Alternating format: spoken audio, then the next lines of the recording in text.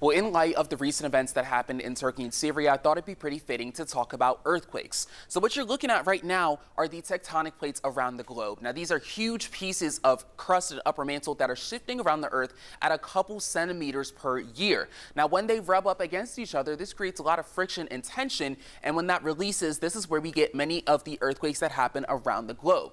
Now, what we're focused on right now is this right here, the Anatolian plate. This is one of the most seismically active regions in the world because it's getting pushed up on by the African plate, the Arabian plate, and the Eurasian plate to its north. So focusing on the earthquake we saw just recently, the first one struck at about 4:17 in the morning with a 7.8 magnitude. And there were over 100 aftershocks in the 36 hours following that. But another one actually got up to a 7.6, almost the same exact amount of strength up to that point. And there are three types of faults how these earthquakes can happen. So the first one is a normal fault where you get two plates moving away from each other and one sinks below the other. Then you get a reverse fault where two plates are pushing against each other and one rises over the other. And the third is a strike slip fault where one plate is moving parallel to another and creates a horizontal force. This is the kind that we saw happen in Turkey.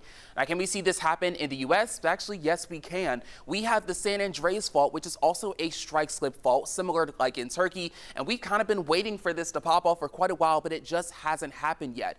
Now, most of the danger that comes from earthquakes is actually not from the quake itself, but from the structural damage that it causes, like building collapses and flying debris. So that's why here in the U.S. we have very strict earthquake resistance building codes.